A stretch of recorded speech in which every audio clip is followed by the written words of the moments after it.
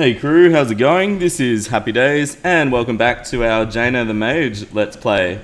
So we're officially in hard mode now, which is kind of exciting and kind of terrifying at the same time, because I quickly realised that our mage weapons are a bit underpowered here. Problem I haven't really had before when I've started hard mode on these Let's Plays. So this episode's going to be a little bit about powering up, and I'm going to explain how we're going to do this. So I'm going to show it in lots of little segments because there's a lot to do and it's a little bit grindy. So I'm going to mix it up for you guys a bit. So the first thing you'll notice is I've got an adamantite forge here and an aurichalcum anvil. So I've been doing a bit of mining for the hard mode ores and I've been collecting it. You know, I've got cobalt armor, I've got some bars, stuff like that. So the first thing we're going to do is see if we can actually craft... No, we can't. Why can't we? Adamantite. Oh, there we go. Now, adamantite, you need quite a lot of ore to get the hard stuff. The bars, it takes 5 ore for a bar. So, so one goal is to get some more... what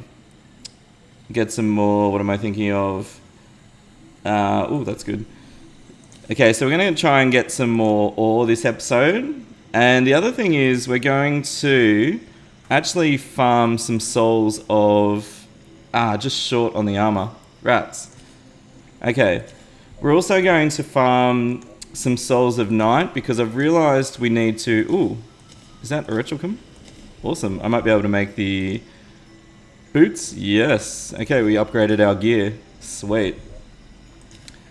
I'm going to try and make the Cursed Flames spell this episode because you can actually make it pretty easily. Flower petals will fall on your target. Excellent. Okay, that's pretty cool. And the armor's a bit better. And we've got 18% critical strike. Okay, that's nice. We need that. And pretty much all I do is just sell off the old armor. Get some cash. It's worth quite a bit, so... may as well. Alright, so yeah, the Cursed Flame armor, it does about... weapon, spell, it does about 35 damage for each cast, and it's similar to Water Bolt, and it's actually pretty cheap to make. So what we're going to do, I'm going to go down to the cavern layer. I've got even stone blocks here so I can make an artificial corruption, and we're going to farm for Souls of Night first. The good thing about doing that too is I'm pretty sure it spawns mimics if you set it up right, and mimics give you some really good endgame accessories. So looking to upgrade some of my accessories too. So I've also brought some lava in case I need more damage. I can set up a little lava trap. Alright, so I'm just going to cut the video here, and next time I see you, I will be down in the depths looking for a good corruption thing. See you soon. So, welcome back guys. Here we go. I was just going down my elevator and I'm pretty sure I'm at the cavern layer, and you notice that because the background changes. And this is a pretty good area. It's nice and big. There's not too many monsters spawning. Bit of water I'm going to get rid of. So what I'm going to do is actually clear out this whole screen, and then using the even stone blocks, it takes 200 of a biome block to create an artificial biome. So I'm going to make an actual little platform that I can run on. So firstly, it can't spread corruption, and secondly, it'll spawn corruption mobs. Or at least give normal mobs the corruption buff. So yeah, and that way they'll drop Souls of Night without being the really tough corruption monsters. So this is going to probably take me 5 or 10 minutes, so I'm just going to do this off camera and then we'll be back ready to farm. Hey guys, I just thought I'd give you some quick tips while you're doing this. So I use dynamite to mine big areas, and they blast 6 blocks wide exactly. Oh, there's already Souls of Night starting to spawn. Cool. So I just make a 2-block hole in between 6 blocks. And then you just drop the bombs. 1, 2, 3, 4, 5. Get out of the way. And it perfectly mines a heap of blocks really quickly. So I'll show you again. 1, 2, 3, 4. And 1, 2, 3, 4, 5. And as you can see, super quick way of mining out a large area. And I don't think I'm going to have to put many corruption blocks down. It looks like it's already spreading through to here. And Souls of Night are already dropping. So that's amazing. But anyway, here's the platform I would have been building if corruption wasn't already working. And basically I just try and make it nice and neat. And yeah. Ah, trifold map. Cool. That's used to make the Ankh shield. I'm going to make the platform a bit longer anyway because I'm hoping mimics will spawn to get lots of good accessories. Alright guys, I'm going to cut again and I'll come back when it's a bit bigger. Alright guys, we're almost set up here and I just killed one of those black recluse monsters and it dropped a spider fang and a poison staff, and I think a poison staff might be a magic weapon. So I'm interested to see. I'm just getting rid of some actually silver ore I can sell. Rubies. Alright. Is poison staff a magic weapon? Where is it? Where's my new weapon? Oh no! 50 magic damage. I didn't know they dropped them. Let's test this out. I think I love this weapon. And it's auto fire, although the mana cost is insane. And as you can see, Souls of Night are starting to drop, which is nice. Probably the only issue with this farm is there's so much water underneath. I either need to get rid of it or adapt my farm a bit. The pink bolts you can see flying across the screen are from the Orichalcum armor. And these clingers actually drop the cursed flames I was after, which is nice. Although, seeing I got that amazing drop of the poison stuff, I might need to farm now. I think it's because there's a spider biome right here. And what happens is that they get upgraded from the spiders to black recluses, which is quite handy. Wow, I don't think I need the Cursed Flames spell now. That's kind of funny. What's that?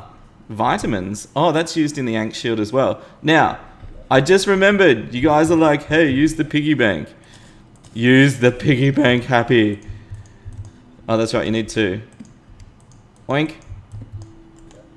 Nah, still got some Christmas stuff in it. That's pretty trippy. Alright.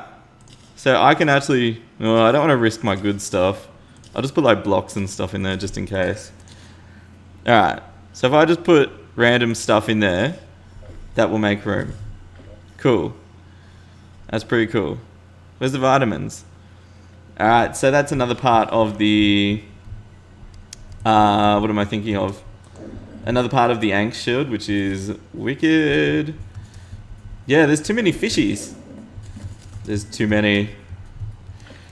I don't think it's going to be a problem now, but I guess I've shown you how to set up a Soul of Night farm anyway. Something, actually, I did just think of something I could do, and it's a trick I use with my key mold farms.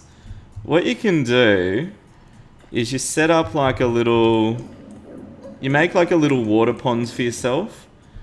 I'll show you what I mean.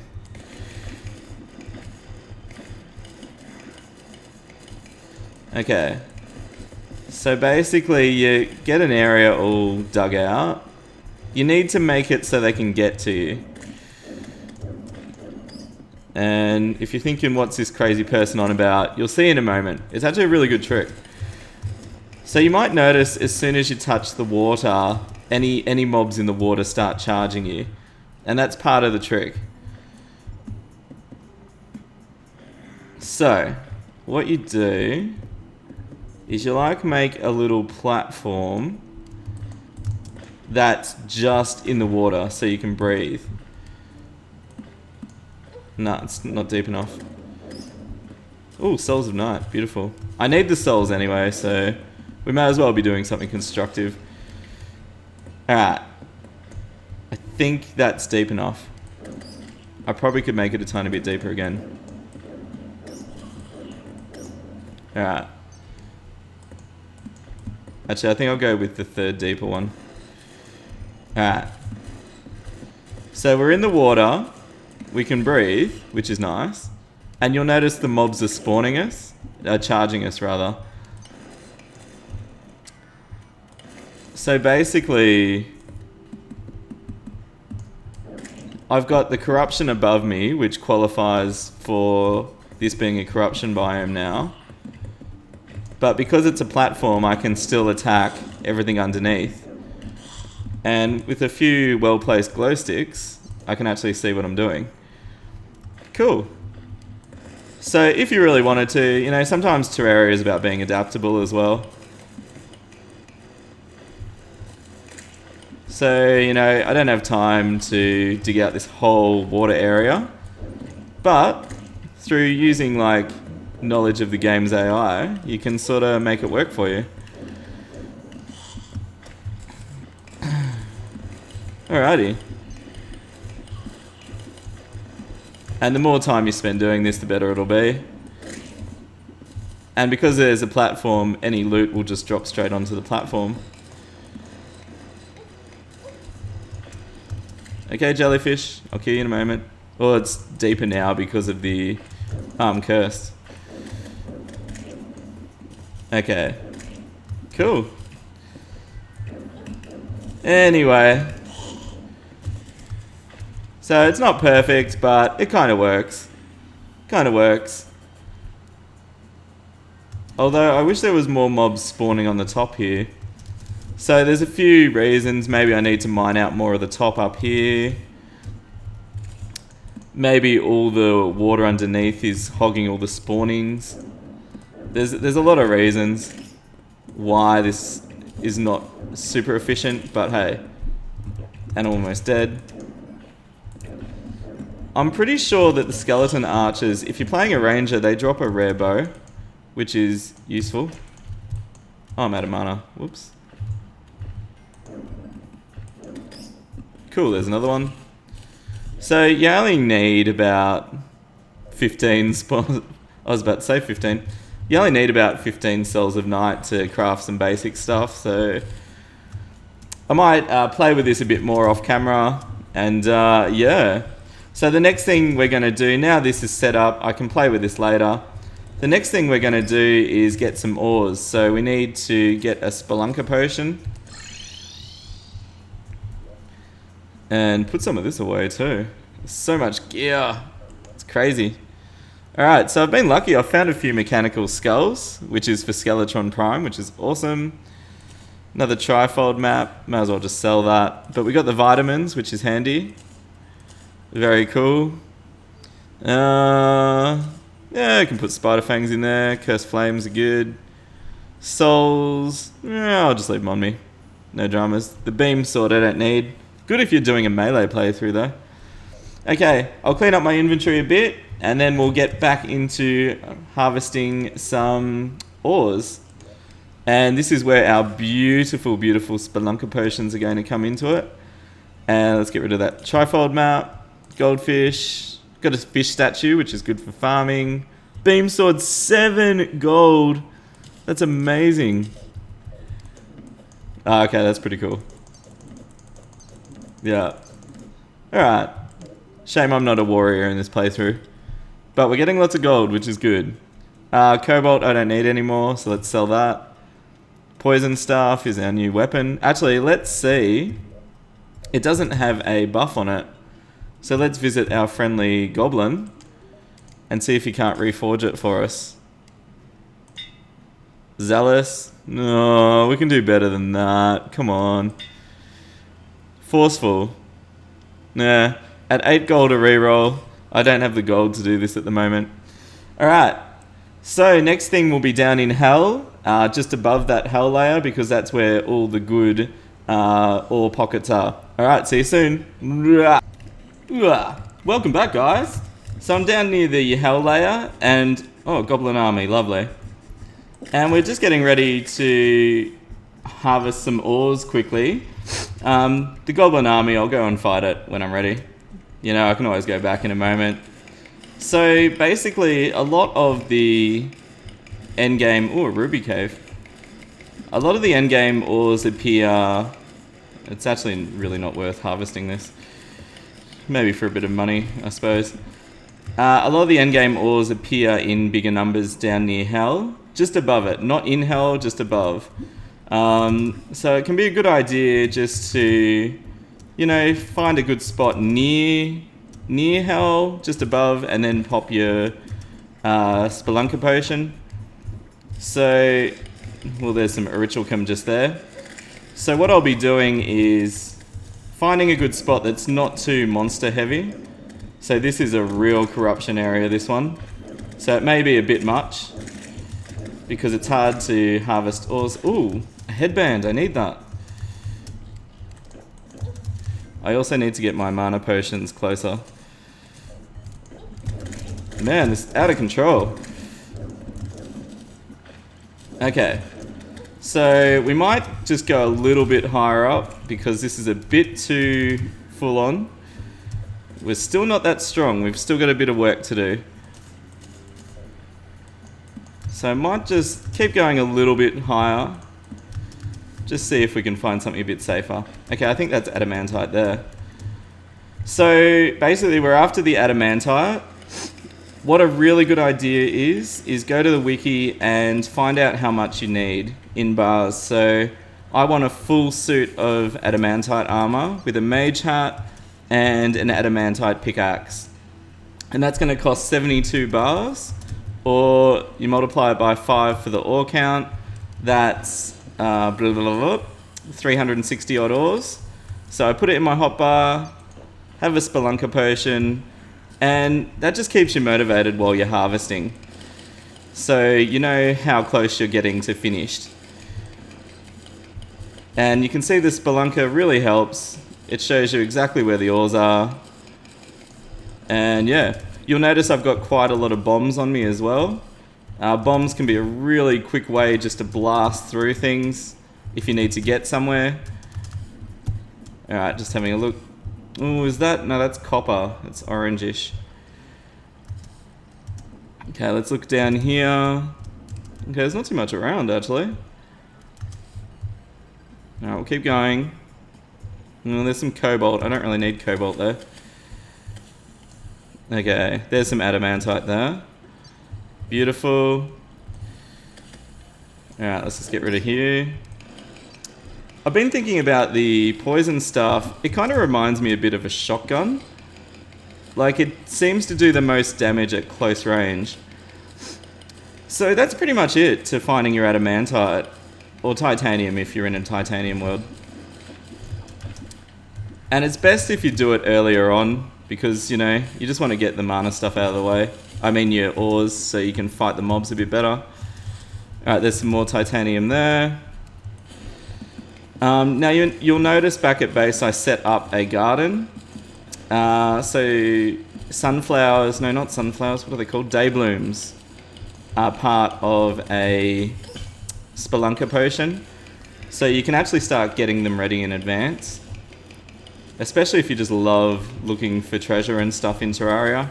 Because Spelunkers highlight chests, they highlight mana potion, life crystals, all the good stuff. You can see a life crystal up there actually. Alright, so you can see it's going quick enough, already up to 60 ore. It's pretty cool. There's some more adamantite there. Let's go straight through the silver.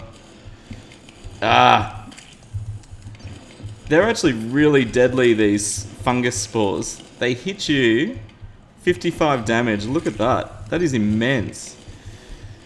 You can actually kill it with your drill though. And this is one time where I'm actually going to use the drill. In fact, it may actually be a good idea to go deal with this damn thing. You can die.